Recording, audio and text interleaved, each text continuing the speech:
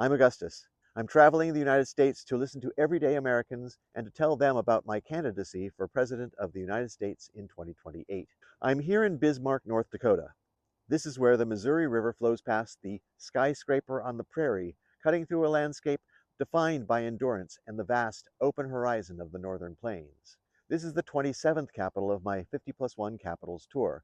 My plan seems obvious and necessary to me, but for other presidential candidates, it could be considered unnecessary and even a waste of time. The plan is to visit every capital in this country over the course of about 60 days, not to give motivational speeches, but to listen. I'm here to hear about the rising costs of production for our energy workers and ranchers, the fight to keep local schools and clinics funded in our rural counties, and the concerns of families watching local tax boundaries shift while their take-home pay stays the same. North Dakota is known as the Peace Garden State. It's a name that suggests a quiet, steady strength. But a garden doesn't tend itself. Lately, it feels like the hard-earned stability of the state is being tested by people in D.C. who couldn't find Bismarck on a map if you gave them a GPS and a head start. While the big shots talk, North Dakotans are the ones actually doing the heavy lifting. The oil field work, the sugar beet harvests, and the teaching. I'm standing here at the North Dakota State Capitol. They call it the skyscraper on the prairie. It's built in the Art Deco style, towering, functional, and efficient. Inside you've got chandeliers shaped like heads of wheat and bronze doors that tell the story of life on the plains. It's a unique building that reflects a unique people. But a building is only as strong as the foundation it stands on, and our foundation is the people, not the stone. It's easy to get misty-eyed about the Badlands or the Theodore Roosevelt National Park, but scenery doesn't vote, and it doesn't look out for its neighbors. I'm interested in the people. If you want to lead in this state, you better be able to talk to a roughneck in the backend without looking like you're afraid of a little grease. And you better respect the families working the Red River Valley. North Dakota winters are legendary. They'll test your resolve every single year. But the people here are tougher than any blizzard. To be the leader of the whole country, you have to actually know the whole country.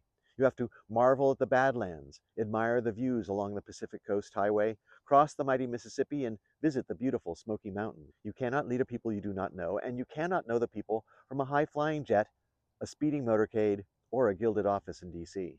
Having lived in 7 states and visited all 50 states at least once before, I think I have a glimmer of understanding of who we, the people of the United States, are.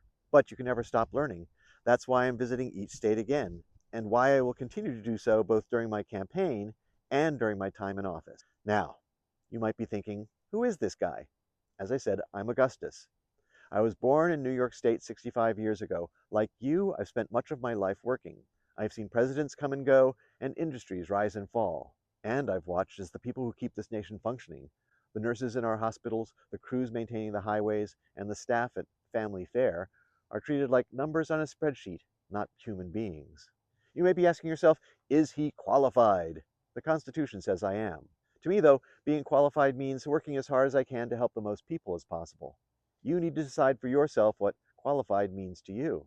Think about the people who meet in this Capitol or in Washington, D.C. How many of them are qualified in your eyes? How many of them are working to make your utility bills manageable or your fuel prices affordable? It seems to me that many representatives have forgotten the primary requirement of their jobs, remembering who they represent. They shouldn't represent the lobbyists, they shouldn't represent their party, and they definitely should not represent the ultra-rich. Your representatives and the President of the United States should represent you, period. I stand for the people, not for corporations that treat employees like disposable parts, not for the rich and ultra-rich who treat the law as a suggestion, and not for the special interests who think their way is the only way. I believe in a land of freedom and opportunity, not a land where out-of-state investors push families out of the communities they've built over generations. Why consider an unconventional and unaffiliated candidate like me? Maybe because you're exhausted. You're sick of having to choose between generic candidate A and generic candidate B, neither of whom has had to decide between a grocery bill and a mortgage payment. While a vote for a candidate who isn't a member of one of the 2 major parties can be scary, isn't it scarier to have to choose between bad and worse? Choose to vote for someone who will actually work to make your lives better. Vote from compassion, not fear. The motto of North Dakota is liberty and union, now and forever, one and inseparable. It's a powerful promise of a nation that stays together because it values the freedom of its citizens, but lately it feels like that union is being pulled apart by those at the top, while liberty is becoming a luxury many can't afford. It's time to ensure that the prosperity of the state reaches the people working 2 jobs just to put food on the table and a roof over their heads. I'm headed to St. Paul, Minnesota next. I have many capitals and many miles ahead of me. If you see me in your state, don't just take a picture, come over and say hello. Tell me what's keeping you up at night. Tell me what you want for your children. I'm Augustus, and I'm here to listen. I'll see you on the steps where you live.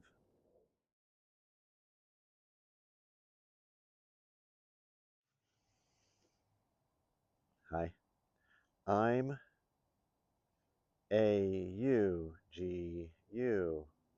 Augustus.